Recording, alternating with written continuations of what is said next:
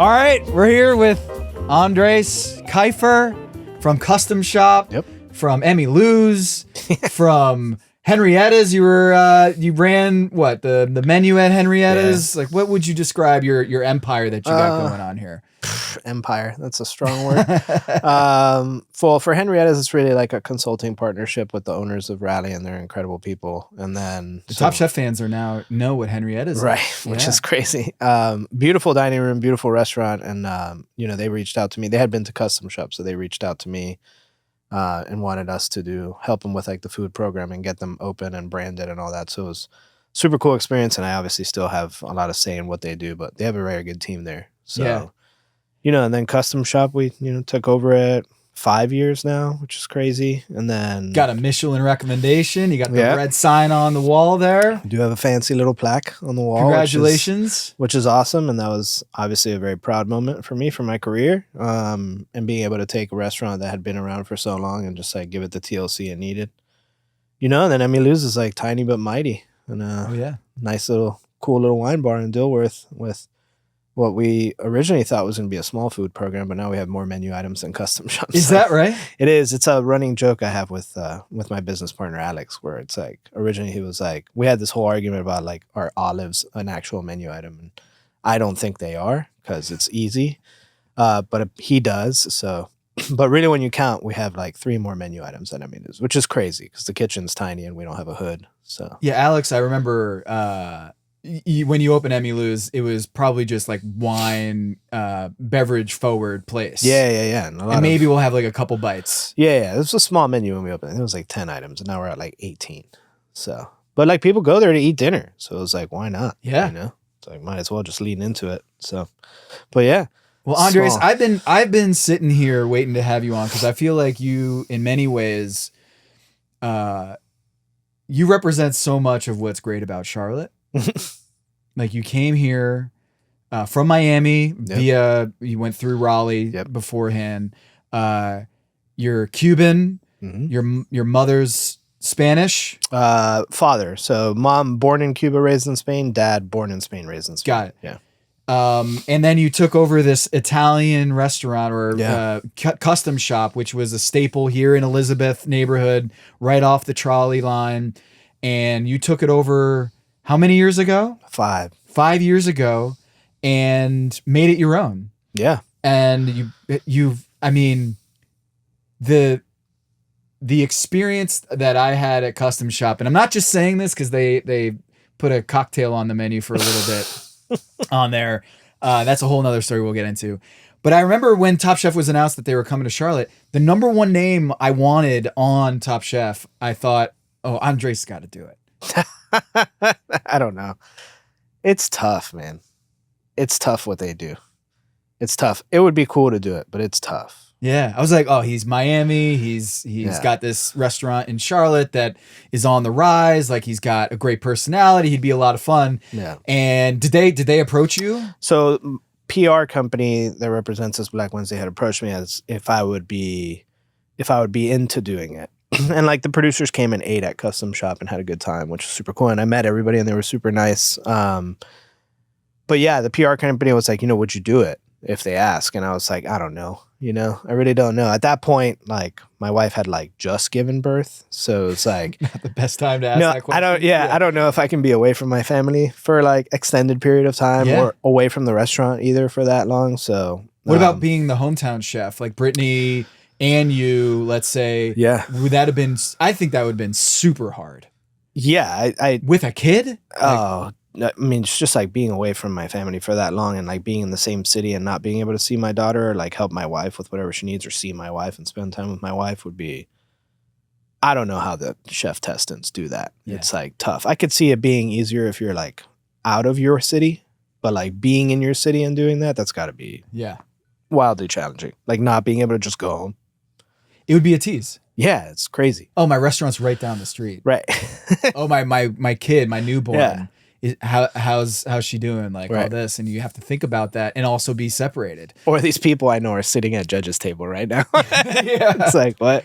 Yeah. So you would rather, if you were to do Top Chef, you would rather probably your kid Yeah. is older a little bit out of Yes. this newborn zone Yeah. and toddler zone, but also the hometown thing, the Charlotte thing probably presents a Yeah. whole host of mixed feelings. Like how cool would it be to be on a show like this Yeah.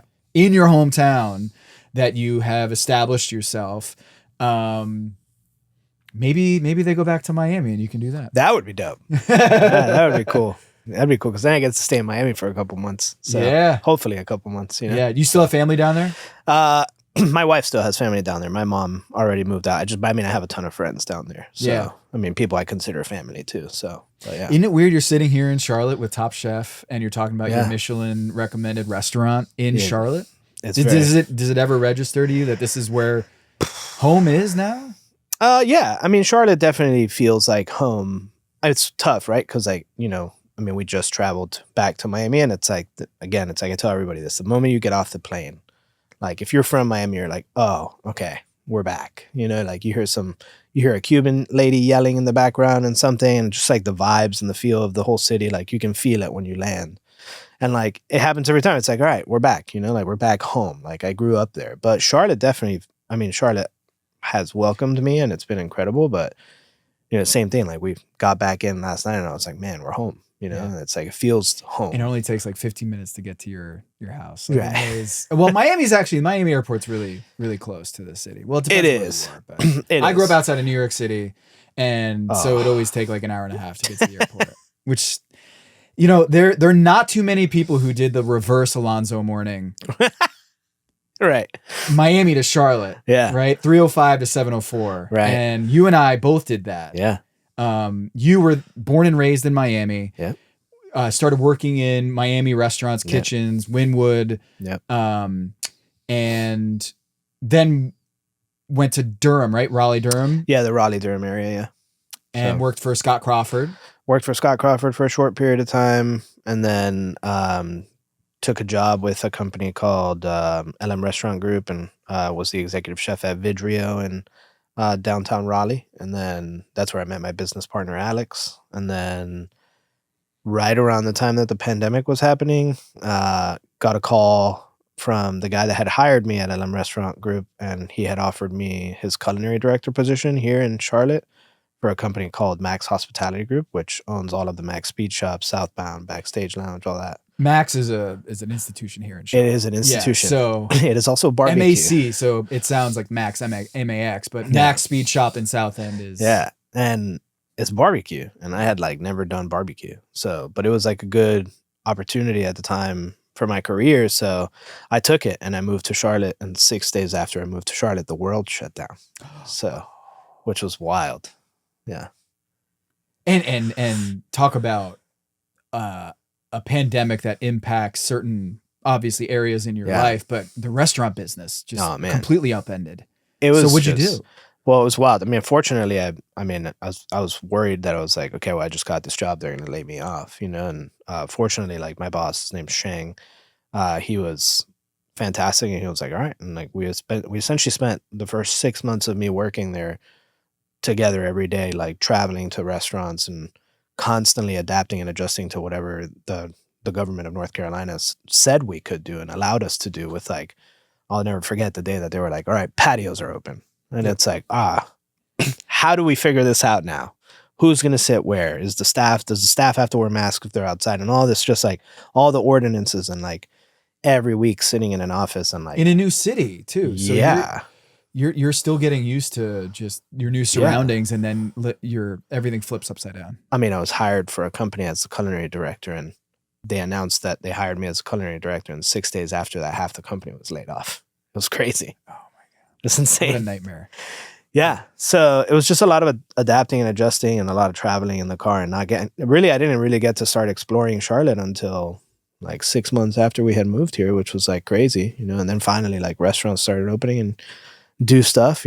My wife's a trooper. She was like essentially home, and she's a massage therapist. And at that time we didn't have kids, so she couldn't massage anybody. Like nobody was massaging her. So she was just home with our dogs, while I was like working like 16-hour days. It's crazy. So where does CustomShop come in? So I was at Max Speed Shop for like almost 3 years. And then for the better part of like the last like year of that, I was like, I had come to terms with, okay, I'm like doing this like corporate thing and like it's cool. I've learned a lot, but it's not my thing, you know. And like I always wanted to open my own restaurant, you know. And a friend of mine, Steven from Pizza Baby, had moved from Miami, and he introduced me to Trey, the former owner. There are more of us. There's a lot more, surprisingly. And he introduced me through like several conversations, introduced me to Trey, the former owner of Custom Shop, and one thing led to another. And Trey was trying to like focus and do his like bread and pizza thing. And, you know, he was looking to shed a restaurant, and he was like, you want to look at Custom Shop? And, you know, the first time I met him, we never even talked about it. The second time it was like touring the restaurant. And I was like, this place is perfect. Like it needs a little TLC. To work there or to buy it? No, to like buy it. You know, because like after the pandemic, a lot of people tried shedding restaurants, you know, because to consolidate and just like gotta get out and just focus, like, you know, focus and have less to worry about. And it really instilled a lot of fear in people, as if something like that would ever happen again. It's like, you know, the less is more, you know. So and he was also trying to focus and do something else. So yeah, one thing led to another, and we started having conversations about it, and, you know, needed some TLC that he didn't want to do anymore. It had been 15 years already, so he wanted to focus on new things. And for me, the dining room, the size of the restaurant and everything was perfect, and like really the style of restaurant was perfect. So my dad and I partnered and bought it. You know, my dad had some faith in me, which was great, you know. And how old are you at this point? I was 33. And investor, part owner of a legit restaurant in Charlotte. Scariest time of my life. Yes. You know? Terrifying. Yeah, I'll never forget. I mean, the first weekend after I had taken over Custom Shop, you know, it was a lot of firsts for everything. I remember sitting at the bar and like talking to my wife, and I was just like, man, I think I've made a huge mistake. This is crazy. Cause yeah, it's just like, I had never like dealt with like money conversations like that in my life, dealt with moving that much money, managing that much money, any of that stuff. Like I know how to run a kitchen, and I knew how to like run a restaurant as a business, but it was terrifying. You're doing something right. Cause my wife and I go there all the time, and we love that place because of the care that you take with the customers and the feeling that you get when you're there, and when you leave, you just want to go back again. And Gail Simmons said it best. It was like, this is the perfect neighborhood spot. Right. And we live in the neighborhood, and everyone in our friends, like, we love Custom Shop. And one of the things that really brings me back is Kyle, the bartender. Mm-hmm. I met him the first time I was there after you took over. So I'd been to Custom Shop pre Andres takeover, and it was a good restaurant. Yeah, it was a good spot. And then I remember we sat at the bar, and my wife and I, we sat there, and I had the best time. We had great food. We like sitting at the bar to like have conversations with the staff and like just get to know people and strike up conversations. And my wife had an extra dirty martini, and I had this like great whiskey cocktail. And then we came back like a month later, and Kyle, when I walked in, goes, "Hey, you guys want your spot over there? I saved them for you." Mm-hmm. And Allison, do you want extra dirty martini? Tom, you want that whiskey? I never had that before in my life. Yeah. Well, Kyle's the GOAT. He really is. But like, that's not because I cover sports for a living. That was because I've asked friends this, and they have the same thing. Is everyone who walks through that door, it feels like family. It feels like friends, like cheers. Like the staff is the same, the bartenders, the servers. That also is a reflection of management and leadership. And I just want to say, like, you run a great workplace, like environment that you can keep people in an industry that turns people over quite a bit. Yeah, it's a real testament to the way you run that place. So I mean, just kudos. Well, thank you. I'm also fortunate to have great people. So it's easy to manage great people. So, and I mean, Kyle obviously is one of those. He's the GOAT. I'll never forget when I took over, Kyle was a server. And then he came up to me, and in conversation, he was like, "Yeah, I used to work behind the bar at Superica." And I was like, "Oh, wow, cool." And I was like, "Why don't you work behind this bar?" And he was like, "Well, no one's ever given me the shot." And I was like, "Well, I mean, why don't you just give me like a proposed cocktail menu with like cost or whatever?" And I was expecting something simple. And like Kyle shows up with like a 3-page dissertation about like, these are all the cocktails that we could and should do. And like, this is the cost and this and that. And like, immediately I was like, the bar's yours. Like, you manage the bar. So And now he's the GM. So, Yeah. yeah, he's the best. Yeah, I remember we sat down one night and he said, "Hey, you guys mind like trying out some cocktails?" And I was like, I mean, this is the dream, right? You show up to a restaurant, they're like, "Hey, can you be a guinea pig for us? We're trying out some new things." And in Miami, we had this thing called Kobaya, which was this underground thing that Rosendorf and Steve, a bunch of guys that would do underground like restaurant, like chefs and bartenders, mixologists would try out, and you would have this like private dinner. It was amazing. Yeah. And I always wanted something like that in Charlotte. And then Kyle treated me the same way, which is like, "Hey, I got some stuff. Give me some feedback." I gave him feedback on this one gin cocktail that was awesome. And I was like, that's really good. You should keep doing that.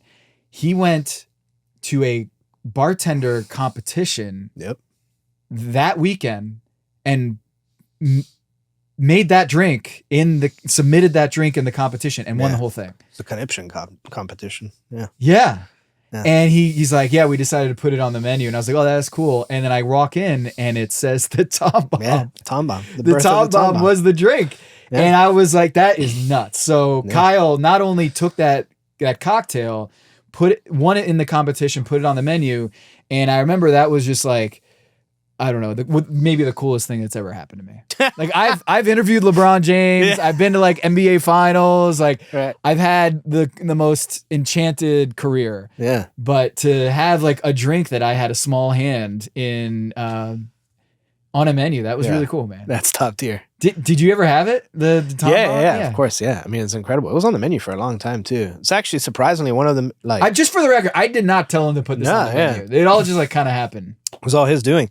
It was on our menu for a long time, and it's actually one of the cocktails that like people come back and ask for, and like we don't have it anymore now. It's off. Well, because you have to. It's a clarified cocktail, so it's like you got to make a batch, and then you got to clarify it, and it's a process. And he'll hate me for not involving more details, but it's like a process to make it, and you got to like double strain it, and like it's a lot. So, but also Kyle's always wanting to put new drinks on the menu, so he's like constantly trying to change. That's one of the tough things about having a farm first or something like CustomShop where you're very seasonal and you want the best ingredients locally sourced. Yeah, is that sometimes my favorite dish at CustomShop has to evolve. Yeah, but there is still the Hamachi Crudo. Yeah.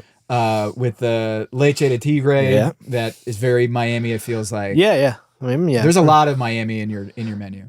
Trying to now. Like when we first took over, it was like, let's not like shock everyone that's been coming here for a long time, and like for known as a steak town, like banking, big banking, steakhouse Italian restaurants everywhere in town, and it's like I didn't want to shock anybody and like do any sort of stuff, but I would say now.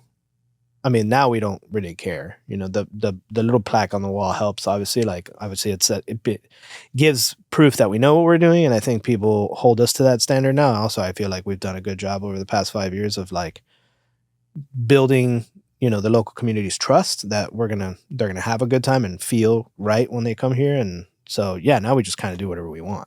What did Miami teach you? Man. Good and bad. Taught me how to drive for one. I don't fear driving anywhere now except Peru, which I just came back from. I'll never drive in Peru. That's crazy. It's wild. I always feel like in Miami, like half the people are from like other countries that like whether it's Russia or Colombia or Cuba, and half the people I don't know if they have a license or not. And then there's old people, and it's like they're retired, and it just feels like they probably shouldn't be driving. No, and so mix. 95 in that corridor between the causeways it feels like it's just awful, and the traffic's terrible. So driving is one thing. Is there a resilience to being from Miami of the restaurant business and understanding things are not permanent, and the turnover of restaurants and all that? Did that feel like that was a learning experience for you? I think it also, it taught me, it definitely helps me stay grateful for what we have in Charlotte right now. The Miami restaurant scene and landscape right now is like brutal, and I have like some of my best friends own and operate many restaurants there, and it's like, but it's like brutal. I mean, like the rent per square foot is insane, and real estate is nuts, and there's big, massive money restaurants and groups opening restaurants, and they can like weather storms and last through slow times, but like smaller operators like struggle to like, everyone dreads the summer in Miami, and it's like it's a thing, and there's restaurants that fail every summer. So, you know, being in a what people call an emerging market, right, or whatever it is, largest growing city in the country, but it's nice that like rents are still affordable and it's like more feasible, I think, to like operate a restaurant. It's certainly easier, less stressful to operate a restaurant in Charlotte than it is Miami. So keeps me grateful, I would say. And then Miami cuisine, the influence. I mean, I fortunately I worked for some of the best chefs in my opinion, I think, in Miami, and I grew up in Miami, and I was like, from a culinary perspective, I was like trained in Miami, and it was before Miami like blew up to what it is now, which is like essentially like another LA, but I say I'm fortunate to have come up through the ranks in Miami when Miami wasn't at the forefront of like the country's food scene, and was able to work for some chefs who, I still reference what they taught me today. So, I mean, yeah. And like fusion and all of that, and like people experimenting with different cultures. And Miami is so culturally diverse that like I ate so many different things when I lived there and experienced it. I remember when I had ceviche or crudo at CustomShop, and I was like, I feel like I'm in Miami because there's not that, like, I don't know if this is new or maybe I just have my blinders on, but I didn't feel like there were a lot of Charlotte restaurants doing that right. No, I mean, there's some good ceviche and stuff in Charlotte, but it's not as easily accessible as like a place like Miami where you can go into any neighborhood and find incredible food. So yeah, man. There's so much I want to get into that. Charlotte. I came here in 2016. Yeah. And the Zika virus hit Miami. Oh my God. And my wife and I were expecting our first child. So we had a lot of public health disagreements, let's just say, with the governor and the local mayor in Miami, and they were butting heads. And my wife and I said, we're not doing this anymore. And we got out and we ended up here in Charlotte. And I remember just feeling like I took for granted how much good food there was in Miami. Oh man. Because Charlotte, it is a great food city. Yeah. Now it is. Like a decade ago is different. But it really feels like it's gotten so much better in the last 10 years and really carving out its identity. Even I feel like I'm still new to this city, but even over the last 10 years, you've been a big part of that. So it feels like we're at the ground floor of something still, right? Yeah. I mean, definitely at the beginning stages of where I think this city can go. And with the more people that move here every day and the more chefs that are like able to and pushing to open more restaurants, it's just going to continue to grow exponentially, I feel. And also like other chefs from, Michelin getting here, I think definitely helps. But, Top Chef also helps like put the city on like everyone's map. But I just think more chefs are going to start to move here. Yeah. And more chefs are going to want to do things. And I think people are not going to be scared of doing things that are out of like what certain people would consider an ordinary box for like what a banking city is, right? So like you're going to see less steakhouses, more like chef-driven restaurants, more culturally driven restaurants. And I mean, it's exciting, even like when I took over CustomShop, the amount that the city's food scene has grown in like the last 5 years is insane. I mean, half, if not more than half, like I would say 10 of the city's top restaurants didn't exist. 5 years ago. Well, even your next door neighbor, Pizza Baby, just started up a few years ago, and now it's got national acclaim. And that like corridor with Viva Chicken, and then you got CustomShop.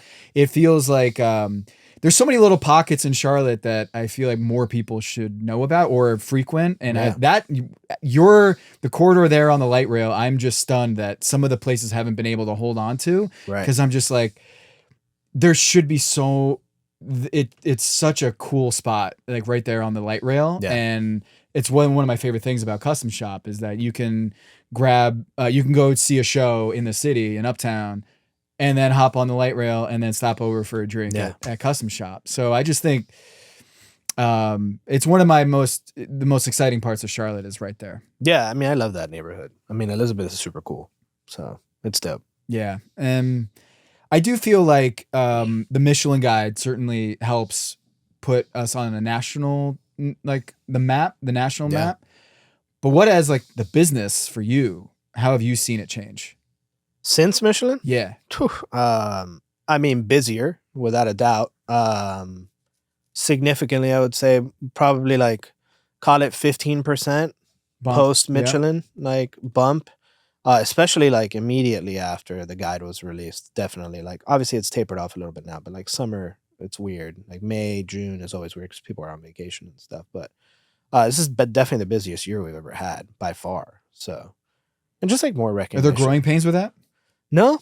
I mean, again, like honestly, like the only growing pain I would say there is like whenever it does like slightly slow down, everyone's like, "What's going on?"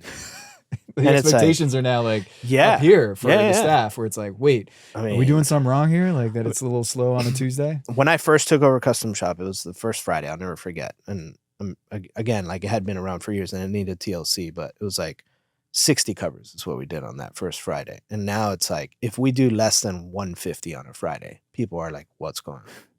Which is like, and again, I feel super fortunate to be able to say that. And like, you know, being the owner and the chef of a busy restaurant is like a blessing, and it's great because like, you know, the other side of that sucks.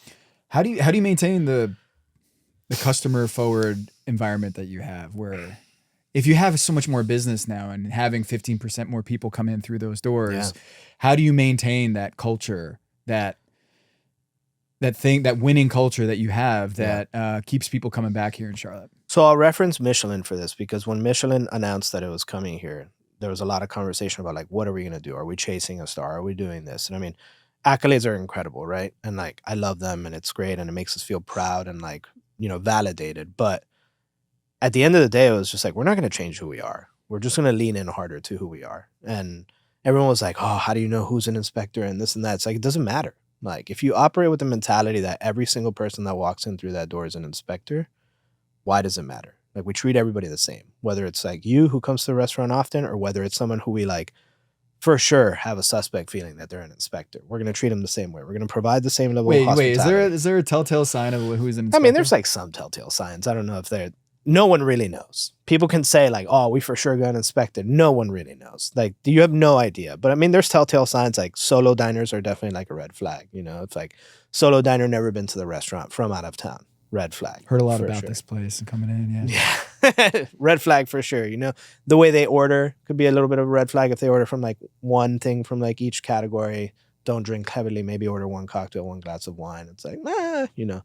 But like, you never know. And for us, it's tough, right? Like, I mean, I'm sure it's easier for other restaurants or restaurants that do less covers to like get a better tell on like their guests. But for us, it's like, you know, we have solo diners all the time. And it could just be someone that's here for a meeting or it could be a Michelin inspector. Yeah. But they're going to be treated the same way. Yeah. So we're not going to do anything differently. What's your favorite dish at CustomShop? Oh, man. That's a tough question right now. Well, the duck is a huge hit. Duck is, it's funny. People always ask me, and I never say the duck is my favorite dish because like the duck is just like part of our identity. Yep. It's just a dish that we've like over the years gotten like tweaked and improved and tried to make better and better and better. It's like our most challenging dish, right? Because it's the one that requires the most like time and attention. What makes your duck a signature dish, would you say?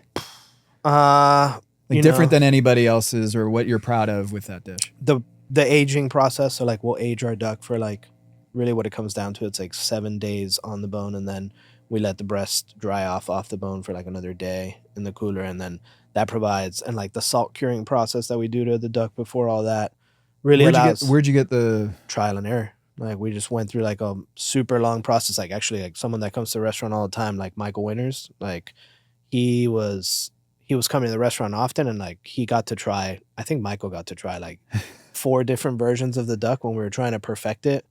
You know, and there's really like 2 instances that pushed me to want to improve our duck process, and one is like one of my best friends, Michael Beltran, does like duck à la presse at Ariette, and in my opinion, in Miami. Yeah, in my opinion, it's the best duck in the world that I've had so far.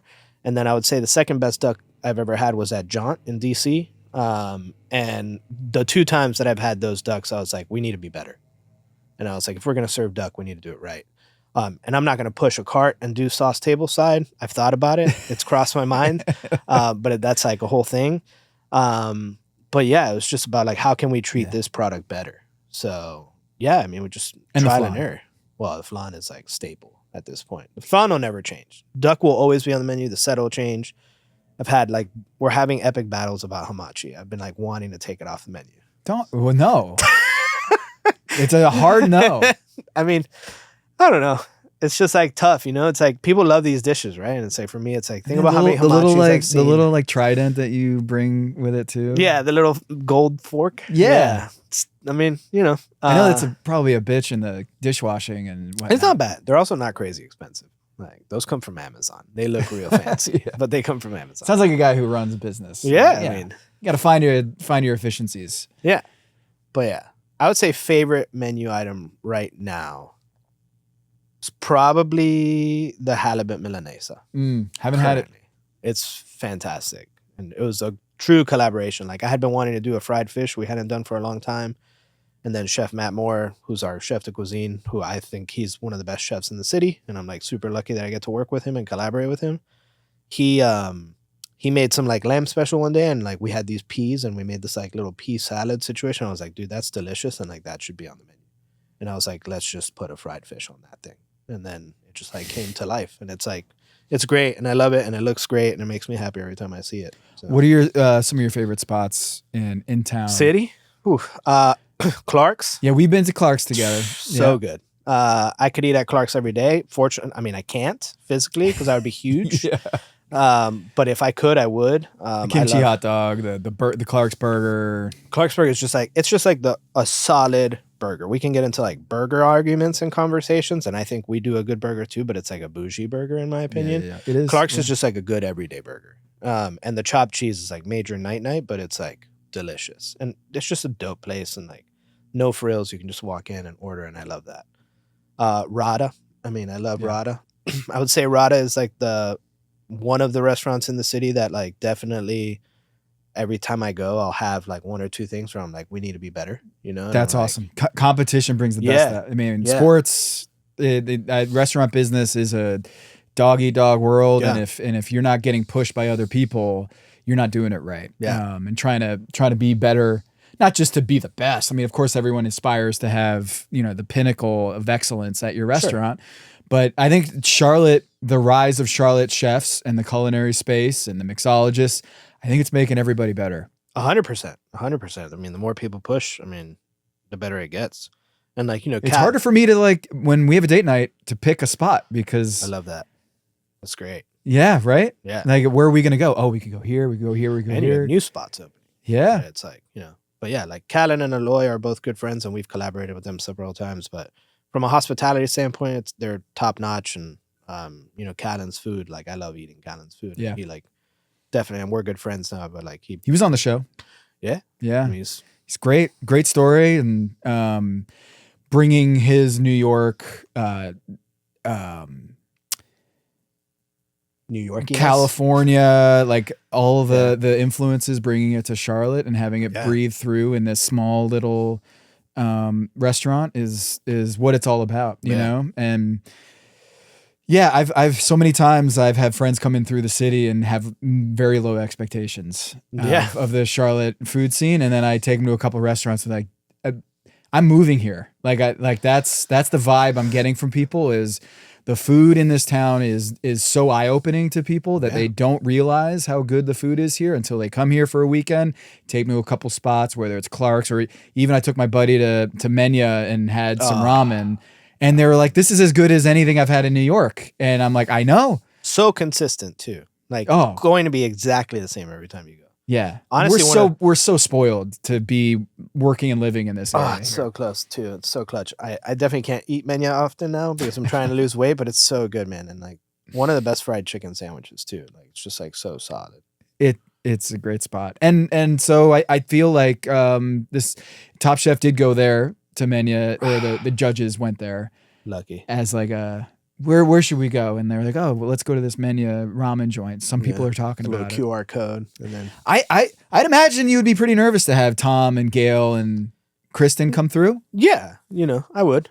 Yeah. Tom. Did you serve them or the producers? So Gail for sure. I know. Gail for sure. I didn't get to meet Gail, unfortunately. I had no idea when she was coming. We met all the producers one time. They came for lunch and then they came for dinner also, and got to meet them and chat with them, and that was cool. And when they came for lunch, it was before they had announced anything, so that was a while back. And that was super cool.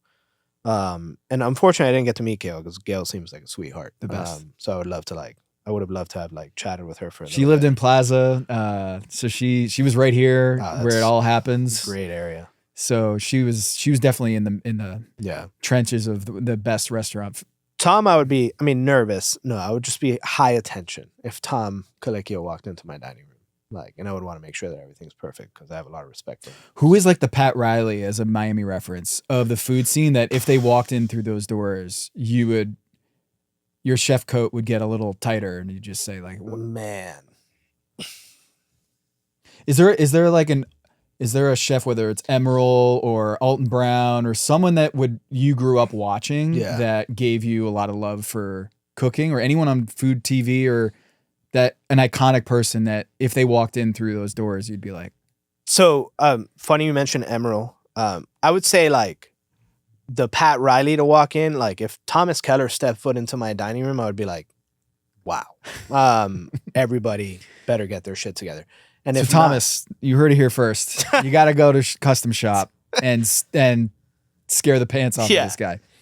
Emerald, though, it's funny you mentioned him because when we were at the Michelin ceremony in Greenville, my wife and I are standing in line to like get in, and I'm just like looking around, and like 3 feet behind me is like Emerald and his son EJ. Yeah. And I just turn around and I look at my wife and I'm like, holy shit, Emerald Lagasse is 3 feet behind me. And like, to me, that was just like crazy. Cause like I grew up watching the Food Network and watching Emerald and hearing him yell bam. And like, there's an argument to be made that like the food scene and like how much people pay attention to food wouldn't exist if it wasn't for that guy. He was like a pioneer, so it's like, it was just definitely like starstruck moment for me. Yeah. He was on this season of Top Chef. Yeah, so that episode was good. I know you've watched a bunch of Top Chef. I thought Brittany did a great job and was a great representative of Charlotte. And she was on the show. She was on the pod. And one thing we talked about is just the wearing Charlotte, like being a good representative of Charlotte. She did a great job. When you go to Greenville at Michelin, or you go to New York, or you go to Miami, do you have like a badge of pride of that you're a Charlotte restaurateur, Charlotte chef, and you want to rep the city and what that means now? For sure. I would say the badge comes more with, it definitely comes with pride, and it comes with like, whenever I tell someone that I'm in Charlotte and they're like, oh, Charlotte? And it's like, yeah, Charlotte. And it's like a strong like, Charlotte. Absolutely, Charlotte, and they're like, really? And I'm like, yeah. And it's like, Charlotte, I tell people this all the time. It's like, I think Charlotte has a great food scene, and it's just like, I don't think it's been fully discovered yet by a lot of people. Everyone talks, when you talk about the South, everybody talks about Nashville, Charleston, New Orleans, and all these like cities that have been like staple food cities for a while. And it's like, Charlotte has some pretty damn good food, and I'm proud to be doing whatever I can in my small restaurants to try and put that in the forefront. So yeah. It feels like you do a lot of collabs. Am I wrong? I love it. You love it. Yeah, I love it. It's like my favorite thing to do. It's when I first moved to North Carolina, we were in the Raleigh-Durham area, and like the Raleigh-Durham area has a really tight-knit chef community. And I saw that. And when I first moved to Charlotte, and like nothing against like the old guard in Charlotte, but when I first moved to Charlotte, like I didn't feel that collaborativeness, so I made it a point to want to try and collaborate with as many people as I possibly could, just to get to cook with people. Yeah, I would feel intimidated if like Uchi comes into town. I'm like, oh, the big bad Uchi comes into town. I'm like, oh, they're trying to take our business and all this stuff. And then like the next day I see that you're doing a collab with them. And I'm like, oh, this is not that. It's not an intimidation thing where like, oh, you're not welcome here. No, you're like, let's go. Let's do this. They were amazing too. Like their whole team was incredible. And Chef Sean is just like, he's an absolute hoss, like incredible person. Also just like so kind, and it's like, by the way, Sean, you need to come pick up your rice cooker. And then aside from that, like they were incredible. Their whole team was incredible. They were so grateful to us and like welcoming them into our space to help like promote the brand. And, you wouldn't think that from such a large restaurant group, but like they didn't feel like who they are. ultimately. Like they didn't give off that vibe, and like their whole team was just incredible. And it goes to show why they're so successful and good at what they do. Yeah, Kyle and Sean, they were at a Hope Haven nonprofit for homelessness and substance abuse recovery. Yeah. And there's Sean at like cooking his ass off for this cause. And I was like, that is a really cool thing. Yeah. And I hope he stay. I don't know if his plans are to stay in Charlotte or not. Yeah. Because I'm like, that is so cool that they came from, Austin, one of the best sushi brands in America. Yeah. And to come into Charlotte and feel like, no, I want to be a part of this community. 100%. I'm not here to just parachute in and leave. Yeah. And they did that well, I thought. And that's part of the culture here in Charlotte. That we want to pull you in and let's work together. Right. Stay. Yeah. Because I do feel like I don't know that other cities, and do you think that's a survival tactic of I think we need each other to like grow the city? Because I don't know if other cities and metropolises would be as inviting to people coming in. I don't know. I'm not a chef, so I'm not a guy who is running restaurants or in a restaurant in Miami. But is that unique to Charlotte, where you feel like we're different in this way? I think Charlotte's more welcoming in the sense that I think a lot of the people that live here, especially like, and I'll speak to like my sector, obviously, like I think a lot of people in the food industry, like selfishly as chefs, we want better restaurants to open here, not from like a competition perspective, but it's like, we want to be able to go to better restaurants too, and like, we want to be able to eat at better restaurants also. And again, it's like the more everybody pushes, the better things are going to get. So I think ultimately, if you have, in the Uchi example, like a larger brand like Uchi deciding to like, build a massive restaurant here. That's a large investment. That's a large undertaking. 2 restaurants in the same building. Massive building, and like to put in some serious money and work into that space to make it beautiful is like an awesome thing for Charlotte, because it goes to show that like there is a lot of faith in the future of this city. So, I mean, I love to see it. I'm sure there's people that hate it, but there's always 2 sides. I asked Brittany about this, about being a female chef and executive chef at Stagione. Do you feel the same way about being a Latino chef in Charlotte, that you feel like this is a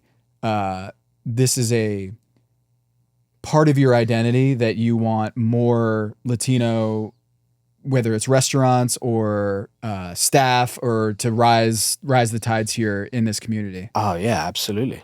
I mean, 100%. I mean, I'm very, very, very true to who I am as a person. Like I own who I am, where I'm from, what I grew up doing, everything. It's why I am who I am today. So yeah, absolutely. I mean, I take full pride in being a Hispanic chef and Spanish speaking chef, whatever it is, and leaning into like my culture and my identity. And it's kind of crazy. Like the older I've gotten, the more proud I am of that, which is strange. And I guess it just comes with like being old. I think part of it's also being a dad too. Yeah. It's who you are and what are the values you want to instill in your kid, is that you start to think about these things, or at least I have. Yeah. No, 100%. And I mean, when I was younger, I didn't really like think about it too much, about like who I was and, where I came from. And now like the older I get, it's like the more I'm like, all right, like try and explore like dishes and things that I haven't had in years and things that I grew up eating, and leaning into that and like understanding it and being it more.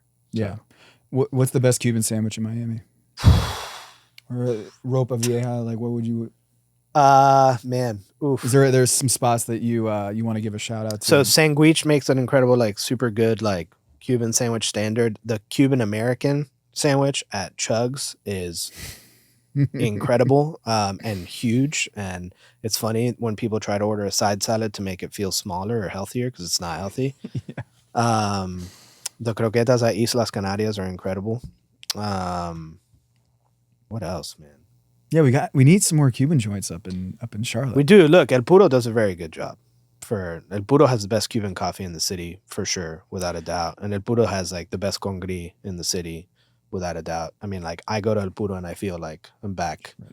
Like a little part of Miami is back, and like it's family owned and operated, and they're incredible people. And I mean, it's like a vibe in there. It's definitely a vibe. Like, and if you go on like a Friday or Saturday, it's loud and there's like live music and it's like a whole thing. But like, the food is good. It's very good. It's just a little bit further from my house, so I don't get to go often. But yeah, it's super solid. I wish there was like a little like ventanita somewhere where I could just walk up, get a Cuban coffee, a pastelito, and be on my way. mean, I didn't know what a colada or a cortado was before I went to Miami, and the Cuban coffee there is So good.